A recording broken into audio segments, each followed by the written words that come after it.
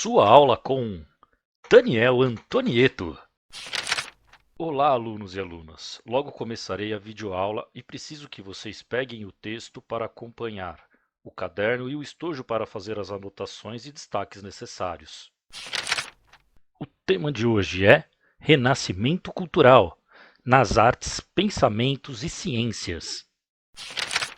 O renascimento cultural enraizou suas características em diversas artes, pensamentos e ciências. Veremos brevemente alguma delas nas personalidades renascentistas.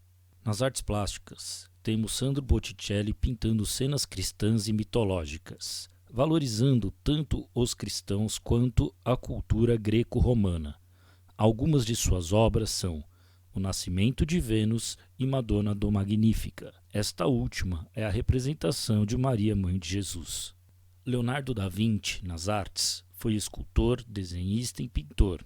Gostava de usar perspectivas em suas obras e técnicas de contraste claro e escuro. Pintou obras como Mona Lisa e A Última Ceia. O Michelangelo Buonarroti foi escultor e pintor. Usava técnicas que davam a impressão ao observador que suas esculturas estavam em movimento. Pintou o teto da Capela Sistina no Vaticano e esculpiu Pietà, imagem de Maria com Jesus em seu colo. Então, as principais características das artes plásticas renascentistas são as presenças de cenas cristãs e mitológicas, uso de técnicas como contrastes, perspectivas e movimento na escultura. Na literatura, também tivemos expoentes muito conhecidos até hoje. O primeiro que vamos falar é Dante Alighieri, que escreveu o livro A Divina Comédia. Nesse livro, o personagem principal vai até o inferno procurando sua amada. Nesse local, encontra muitos representantes da igreja, inclusive papas, nobres e comerciantes. No céu, encontra pessoas pobres e trabalhadoras. Ele fez uma crítica da sociedade da época, da hipocrisia existente e tudo mais. Giovanni Boccaccio, a sua obra O Decameron, foi também mal vista pelos homens da igreja. Ele descreve uma situação que as pessoas fogem para dentro de um abrigo e lá começam a contar suas experiências. Algumas são de naturezas sexuais, adultério, sobre membros da igreja, sacanas e muitas outras histórias que, ao mesmo tempo que representa a sociedade da época, também a critica. Luís de Camões, português, enaltece as grandes navegações. No livro Os Lusíadas, Camões descreve a viagem heróica de Vasco da Gama até o Oriente, ao contornar o litoral africano, passando pelo Cabo da Boa Esperança e chegando à Índia. Miguel de Cervantes escreveu Dom Quixote de La Mancha, onde Dom Quixote e seu fiel escudeiro viajam em busca de grandes aventuras. Cervantes ironiza os ideais de cavalaria, como na passagem em que ele quer matar um dragão, porém seu escudeiro informa que é um moinho de vento. Isso caracteriza uma crítica dos ideais da nobreza, que busca de todas as formas manter o sonho de poder e influência enquanto o escudeiro, fiel ao nobre, era realista. Shakespeare. Tenho certeza que já ouviram falar da obra dele, principalmente Romeu e Julieta, aquela em que o casal não pode ficar juntos, pois suas famílias são rivais. Assim, um deles faz um truque de simular a morte, o parceiro não sabe do simulacro e ele acaba se matando. Shakespeare destaca os dramas humanos, as relações humanas, geralmente dentro da nobreza, cheia de intrigas e disputas de poder. Apesar de todas as críticas, todos são cristãos, não negam a cristandade, porém de forma ficcional sentem que podem fazer observações e críticas sobre a sociedade da época. No caso, os livros de Boccaccio e Dante entraram para o Index, a lista de livros proibidos pela Igreja. Assim, a literatura destaca críticas sociais, representações da vida da época, heroísmo de seus países e conflitos humanos.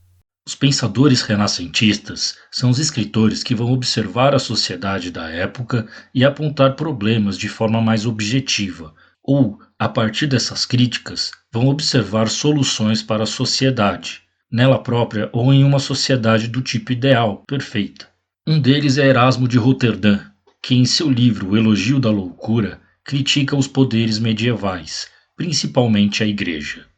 Nicolau Maquiavel. Tenho certeza que ao ouvir esse nome vocês pensam em algo ruim. É normal encontrarmos essa associação no senso comum. Ele escreveu o livro O Príncipe, que buscava ser um guia para como os reis deveriam fazer para centralizar o poder e como administrar seu reino de maneira apropriada. Foi mal visto esse livro, pois ele fala que para governar nem sempre o rei pode ser bom. Há momentos que precisa ser mais violento, até mentiroso se for o caso. Por isso a palavra maquiavélico é associada a planejar o mal, ou mesmo os fins justificarem os meios. Thomas Moros escreveu o livro A Utopia.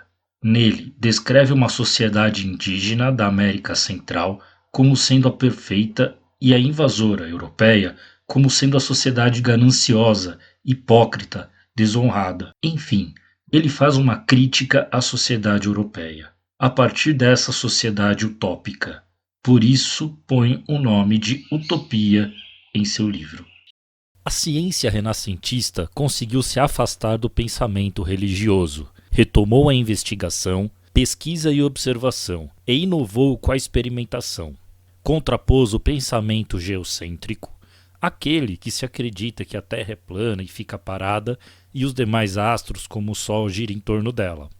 Copérnico morreu pela Inquisição a observar e teorizar o heliocentrismo, ou seja, que a Terra é uma esfera e gira em torno do Sol. Em seguida veio Galileu Galilei, criou e aperfeiçoou o telescópio. Com essa engenhosidade, provou a esfericidade da Terra e que ela girava em torno do Sol. Ou seja, você tem duas formas de compreender o mundo: o geocentrismo, que era usado até a Idade Média, e o Copérnico, Galileu e até hoje, maiores pensadores e cientistas entendem que é o heliocentrismo, o Sol parado e os outros astros que giram em torno do Sol. Não esqueça de tirar as dúvidas online, nos dias marcados no Google Sala de Aula. Até breve, grande abraço!